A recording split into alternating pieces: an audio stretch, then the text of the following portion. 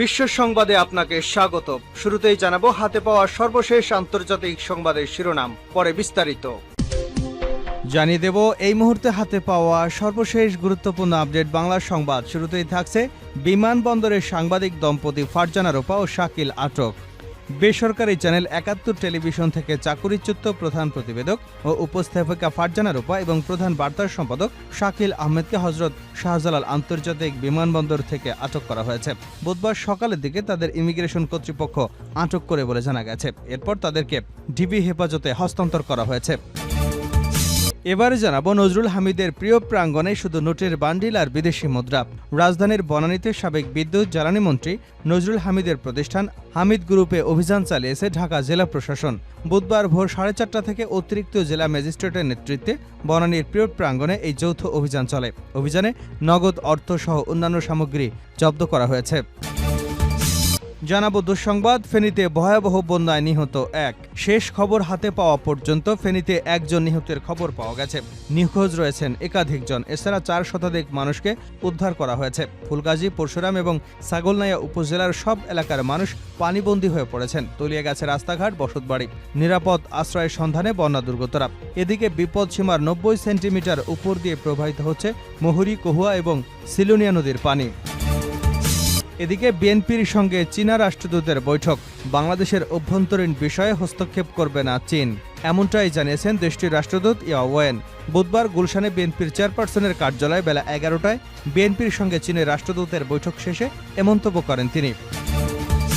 এবারে থাকছে অন্তর্বর্তী সরকারের পরিবেশ এবং পানি উপদেষ্টা সৈয়দা রেজাওয়ানা হাসান তিস্তা সহ অভিন্ন নদীতে নিজেদের অধিকারের বিষয়ে ভারতের সঙ্গে সরকার কথা বলবে বলে জানিয়েছেন। তিস্তা পাড়ের মানুষের মতামত নিয়ে এ বিষয়ে কাজ শুরু করা হবে বলেও জানিয়েছেন তিনি বলেন, মমতা ব্যানার্জি যেভাবে নিজের দেশের মানুষের কথা চিন্তা করেছে, তিস্তা প্রকল্প নিয়ে আমরাও আমাদের মানুষের কথা ভেবেই পরবর্তী সিদ্ধান্ত নেব। ভারতের সঙ্গে বন্ধুপ্রতিম সম্পর্ক রেখে প্রয়োজনে তিস্তা নিয়ে আন্তর্জাতিক অঙ্গনে যাবে অন্তর্বর্তী সরকার। এবং সর্বশেষ জানাবো, জনগণকে জ্বালাবে এমন সরকারের পুনরাবৃত্তি না হোক। জামায়াতে ইসলামীর আমির ডাক্তার শফিকুর রহমান বলেছেন, হাজারো ছাত্র জনতার ত্যাগের বিনিময়ে যে পরিবর্তনটা এসেছে সেটা যেন জনগণের কাজে লাগে। একটা সরকার বিদায় নিল মানুষকে জ্বালাতন করে, আরেকটা সরকার যেন না আসে মানুষকে জ্বালানোর জন্য। আমরা চাই এ ধরনের সরকারের পুনরাবৃত্তি না হোক। এতক্ষণ শিরোনাম শুনছিলেন, এবার বিস্তারিত। প্রিয় দর্শক, আপনি যদি এই চ্যানেলে নতুন হয়ে থাকেন, ভিডিওটি দেখতে দেখতে চ্যানেলটি সাবস্ক্রাইব করে আমাদের সঙ্গেই থাকুন। আর এই ভিডিও সম্পর্কে আপনি আপনার মূল্যবান মতামতটি কমেন্ট বক্সে জানিয়ে দিন। আর হ্যাঁ প্রিয় দর্শক, জানিয়ে দিন ভিডিওটি কোথা থেকে দেখছেন। বিমানবন্দরের সাংবাদিক দম্পতি ফারজানা রূপা ও শাকিল আটক। বেসরকারি চ্যানেল ৭১ টেলিভিশন থেকে চাকুরিচ্যুত প্রধান প্রতিবেদক ও উপস্থাপিকা ফারজানা রূপা এবং প্রধান বার্তা সম্পাদক শাকিল আহমেদকে হজরত শাহজালাল আন্তর্জাতিক বিমানবন্দর থেকে আটক করা হয়েছে। বুধবার সকালের দিকে তাদের ইমিগ্রেশন কর্তৃপক্ষ আটক করে বলে জানা যায়। ৭১ টিভির বার্তা প্রধান সম্পাদক শাকিল ও তার স্ত্রী, উক্ত চ্যানেলের প্রধান প্রতিবেদক ও উপস্থাপিকা রূপা এবং তাদের মেয়েকে ইমিগ্রেশন কর্তৃপক্ষ আটক করে পরবর্তীতে তাদের ডিবির কাছে হস্তান্তর করা হয়। তারা টার্কিশ এয়ারলাইন্সের ফ্লাইটে ইস্তাম্বুল হয়ে ফ্রান্সের রাজধানী প্যারিসে যাওয়ার উদ্দেশ্যে বিমানবন্দরে যান। সিটিএসবির ক্লিয়ারেন্স না পাওয়ায় ইমিগ্রেশন পুলিশ তাদের বিদেশে যাওয়ার অনুমতি দেয়নি। গত ৮ আগস্ট ৭১ টেলিভিশনের ব্যবস্থাপনা পরিচালকের পক্ষে মুস্তফা আজাদ স্বাক্ষরিত এক বিজ্ঞপ্তিতে জানানো হয়, ৭১ মিডিয়া লিমিটেডের ব্যবস্থাপনা কর্তৃপক্ষের সিদ্ধান্ত ও নির্দেশনা অনুযায়ী ৮ আগস্ট ২০২৪ থেকে Shakil Ahmed, head of news, Farzana Rupa, principal correspondent প্রেজেন্টারকে চাকুরি থেকে অব্যাহতি দেওয়া হলো। নজরুল হামিদের প্রিয় প্রাঙ্গণে শুধু নোটের বান্ডিল আর বিদেশি মুদ্রা। রাজধানীর বনানীতে সাবেক বিদ্যুৎ জ্বালানি মন্ত্রী নজরুল হামিদের প্রতিষ্ঠান হামিদ গ্রুপে অভিযান চালিয়েছে ঢাকা জেলা প্রশাসন। বুধবার ভোর 4:30 থেকে অতিরিক্ত জেলা ম্যাজিস্ট্রেটের নেতৃত্বে বনানী প্রিয় প্রাঙ্গণে এই যৌথ অভিযান চলে। অভিযানে নগদ অর্থসহ অন্যান্য সামগ্রী জব্দ করা হয়। অভিযানকালে উপস্থিত ছিলেন যুব ও ক্রীড়া মন্ত্রণালয়ের উপদেষ্টা আসিফ মাহমুদ সজীব ভূঁইয়া, বৈষম্যবিরোধী ছাত্র আন্দোলনের সমন্বয়ক সার্জিজ আলম, বৈষম্যবিরোধী ছাত্র আন্দোলনের সমন্বয়ক হাসনাত আবদুল্লাহ, গণঅধিকার পরিষদের সভাপতি নুরুল হক নুরও উপস্থিত ছিলেন।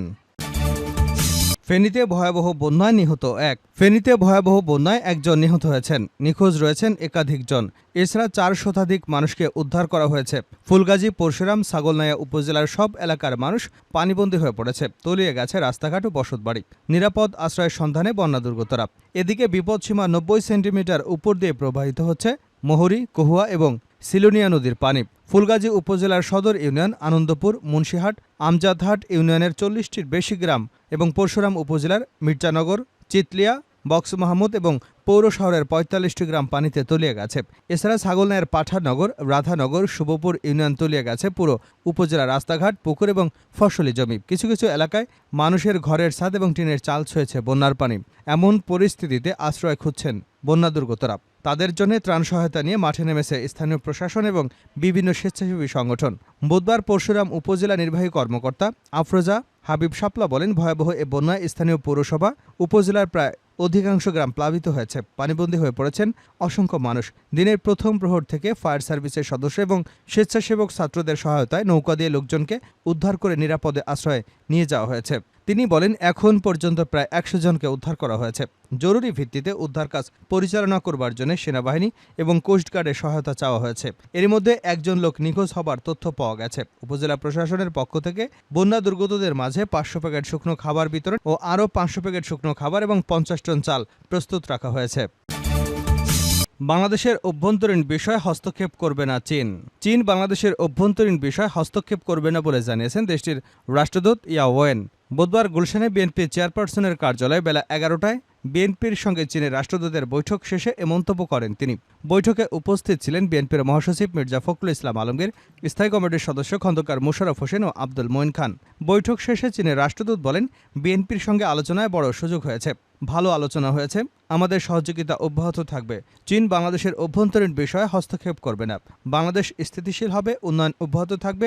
অন্তর্বর্তী সরকারের প্রতি সমর্থন করে তিনি বলেন, অল্প কিছুদিনের মধ্যেই পরিস্থিতি স্বাভাবিক হয়ে যাবে। মির্জা ফখরুল ইসলাম আলমগীর বলেন, বিএনপি দীর্ঘদিন পর রাষ্ট্রদূতদের পেয়ে আনন্দিত। বাংলাদেশের জনগণের প্রতি তাদের যে কমিটমেন্ট তা অব্যাহত রাখবে। ভূরাজনৈতিক পরিস্থিতিতে চীন বাংলাদেশের পাশে থাকবে। খালেদা জিয়া এবং তারেক রহমানকে শুভেচ্ছা জানিয়েছেন চীনের রাষ্ট্রদূত। চীনের সঙ্গে বিএনপির সম্পর্ক আরও গভীর হবে, পারস্পরিক আস্থা আরও বৃদ্ধি পাবে। জনগণকে জ্বালাবে এমন সরকারের পুনরাবৃত্তি না হোক। জামায়াতে ইসলামের আমির ডক্টর শফিকুর রহমান বলেছেন, হাজারো ছাত্র জনতার ত্যাগের বিনিময় যে পরিবর্তনটা এসেছে সেটা যেন জনগণের কাজে লাগে। একটা সরকার বিদায় নিল মানুষকে জ্বালাতন করে, আরেকটা সরকার যেন না আসে মানুষকে জ্বালানোর জন্য। আমরা চাই এ ধরনের সরকারের পুনরাবৃত্তি না হোক। বুধবার সকালে চট্টগ্রাম মেডিকেল কলেজ হাসপাতালে আহতদের দেখতে গিয়ে তিনি এসব কথা বলেন। এ সময় তিনি হাসপাতালের বিভিন্ন ওয়ার্ডে থাকা আহত রোগীদের খোঁজ খবর নেন।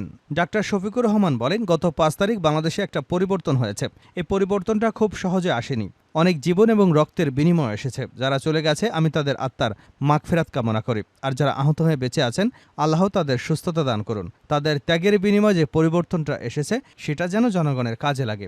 এ সময় চিকিৎসকদের উদ্দেশ্য করে জামায়াতের আমির বলেন, আমরা সঙ্গত কারণে সবার কাছে যেতে পারিনি।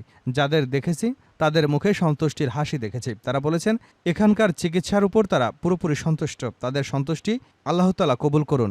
এখানে যারা কর্তব্যরত চিকিৎসক আছেন আল্লাহ তাদের হায়াতে তয়্যবা দান করুন, তাদের যোগ্যতা বাড়িয়ে দিন এবং দেশের জন্য তারা যেন আরও বেশি করতে পারেন সেই তৌফিক দিন। এই রোগীগুলোকে তাদের কাছে আমানত হিসেবে রেখে যাচ্ছি।